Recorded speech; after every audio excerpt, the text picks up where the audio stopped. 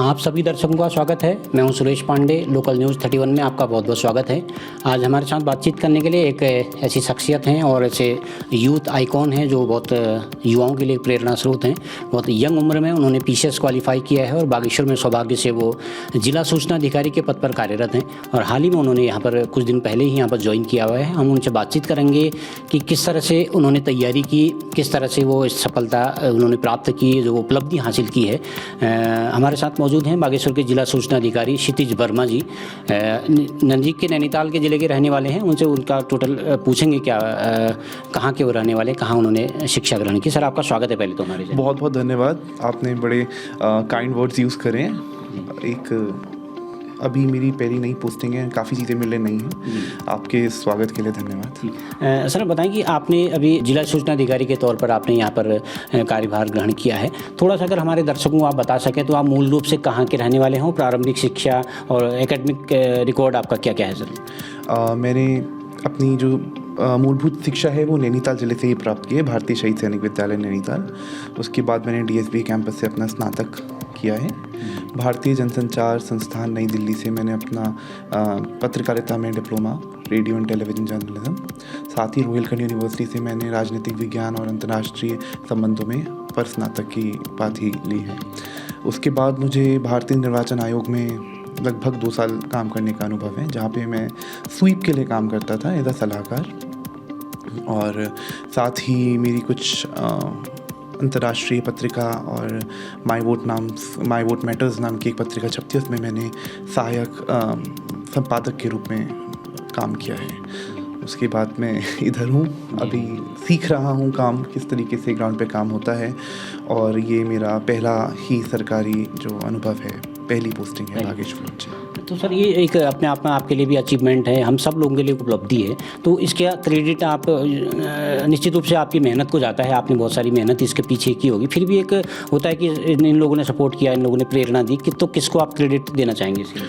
देखिए, क्रेडिट तो सभी लोगों का है एक तरीके से, एंड बहुत ज़्यादा इम्पोर्टेंट ये हो जाता है कि ये मैं इन चीज़ों से थोड़ा सा डिफरेंट सोचता हूँ। मैं मानता हूँ बहुत सारी ना सब्जेक्टिव चीज़ होती हैं, किसी के लिए कोई सफलता की परिभाषा अलग हो सकती है। ये जो चयन यहाँ पे हुआ है, निश्चित रूप से इसमें जितने भी लोग हैं, मेरे शिक्षक हैं, माता पिता हैं और मेरे दोस्त हैं जिन्होंने मुझे इतना सपोर्ट किया।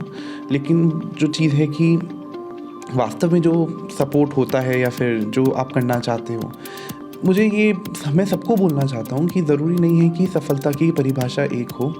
सभी लोग अलग होते हैं एंड सभी लोगों की अलग अलग रुचियां हैं। उस क्षेत्र में अगर आगे बढ़ने का सोचे तो निश्चित रूप से उस तरीके की परिस्थितियां होती जाती हैं।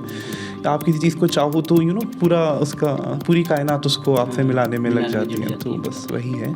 एंड ईश्वर के प्रति मैं बहुत ज़्यादा धन्यवाद मैं उनको करता हूँ कि परिस्थितियाँ ऐसी रहीं कि इतना ईश्वर ने भी कहीं ना कहीं आशीर्वाद दिया जो मैं यहाँ तक पहुँच सका हूँ। सर आपने जर्नलिज्म भी किया है और मास कॉम भी किया है, तो क्या मतलब शुरुआती दिनों में आप ये सोचते थे कि मतलब एक रिपोर्टर बनना है यार, एक किसी या मीडिया के सेक्टर में जाने का आपको शौक़ था?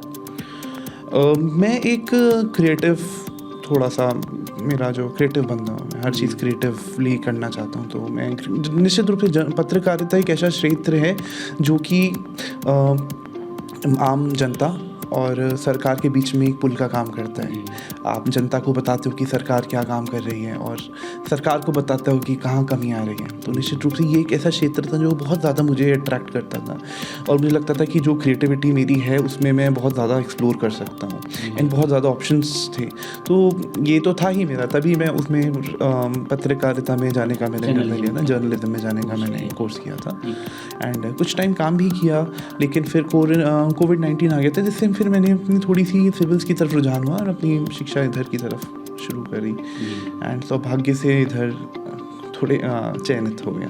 तो अभी भी काम वही है कि जो सूचना अधिकारी का काम तो यही है कि एक पुल का काम करें। एज ए रिपोर्टर तो है ही, साथ ही कि सरकार और जनता के बीच में एक ब्रिज बन जाए। निश्चित रूप से सूचना सबसे महत्वपूर्ण हो जाती है कि आप बहुत बहुत बड़ी समस्याएं सूचनाओं से बहुत आसानी से सॉल्व कर सकते हैं। महात्मा गांधी ने देश आज़ाद किया, सूचना ही थी पूरी, एवरीथिंग वाज कम्युनिकेशन। उन्होंने जो परिधान धारण किया वो भी कम्युनिकेशन का पार्ट था।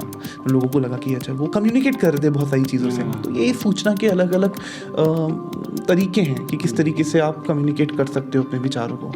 और इंडियन सोसाइटी ऐसी है ना कि आप रूल्स बना के, कानून बना के चीज़ें बहुत बदलाव नहीं कर सकते हो जब तक जन चेतना और जन आधार आपके साथ नहीं खड़ा होगा। और उसके लिए सबसे महत्वपूर्ण हो जाती है सूचना का आदान प्रदान, कि सरकार का पक्ष आप सूचना आप जनता तक किस तरीके से सहजता से पहुंचा सकें।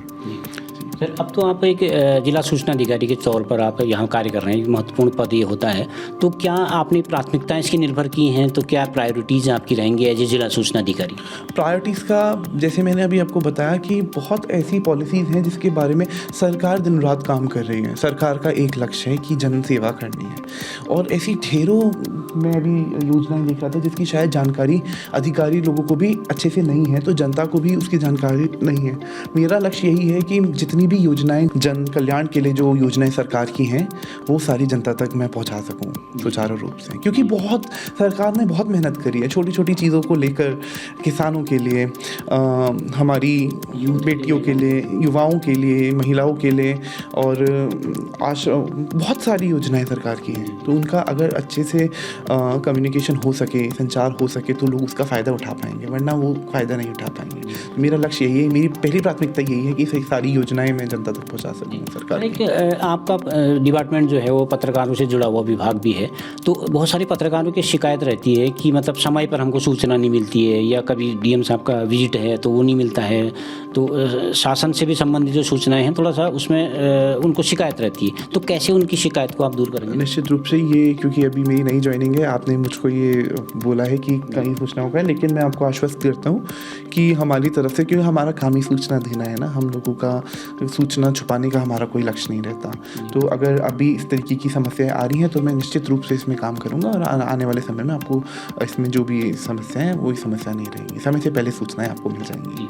सर, सूचना विभाग का एक ट्रेंड ये रहता है, ट्रेडिशनली एक काम जो आप करते हैं वो इससे ऐसा लगता है कि आप प्रिंट मीडिया के लिए काम कर रहे होते हैं, आप फ़ोटो खींच देते हैं, आप न्यूज़ बना के आप सेंड कर देते हैं, लेकिन आजकल इलेक्ट्रॉनिक का ज़माना है सर, हर हाथ में मोबाइल है, हर आदमी उसको डिजिटली देखना चाहता है, लेकिन उसके लिए सूचना विभाग कम काम कर पाता है, मतलब न वीडियो आती है न बाइट आती है, तो क्या इसमें कुछ सुधार की उम्मीद हम आपसे करें? निश्चित रूप से, क्योंकि अभी तकनीकी का ज़माना है और बहुत ज़्यादा कम्युनिकेशन के जो वेज़ हैं वो चेंज हो गए हैं, तो हम निश्चित रूप से इसमें अपना वो करेंगे, एंड जो भी हम कर सकते हैं करेंगे। डिजिटली भी बहुत बड़ा, क्योंकि डिजिटल अगर हम देखें तो वो बहुत बड़ा क्षेत्र है, उसको किस तरीके से मैनेज किया जा सकता है निर्देशालय से जो आदेश हमको मिलेगा, क्योंकि काम हो रहा है इस स्तर पे, क्योंकि डिजिटली चीज़ों को मैनेज करना महत्वपूर्ण भी है और आज समय की मांग भी है, तो धीरे धीरे इसमें काम हो रहे हैं, एंड मैं आपको आश्वस्त करता हूँ आने वाले समय पर हम इस क्षेत्र में भी अच्छी पकड़ बना लेंगे।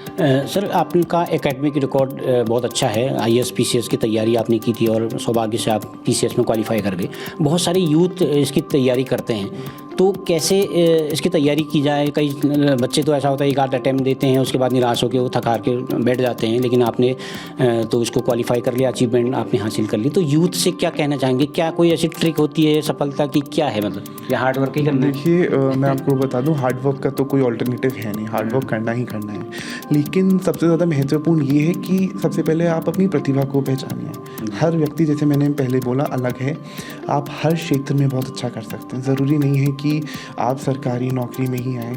आप आजकल सरकार जो है, सरकार का मुख्य फोकस है कि आप एंटरप्रेन्योर्स बने, आप जॉब क्रिएटर्स बने, जॉब सीकर्स मत बने। तो मुझे बस यही कहना है कि हर व्यक्ति अलग है, आप किसी को फॉलो मत कीजिए भीड़ चाल में। अगर किसी को लगता है कि हाँ सरकारी सेवा करना है, जन सेवा करनी है, तो निश्चित रूप से आप इस क्षेत्र में आएँ, लेकिन सबसे पहले आप अपने आप को पहचानिए कि आपका हुनर कहाँ पर है। और जो लोगों को लगता है कि वो सरकारी क्षेत्र में आके जन सेवा करना चाहते हैं, तो निश्चित रूप से हार्ड वर्क तो है ही, दूसरा एक स्मार्ट वर्क होता है कि आप प्लान करें किस चीज़ पे ज़्यादा फोकस करना है।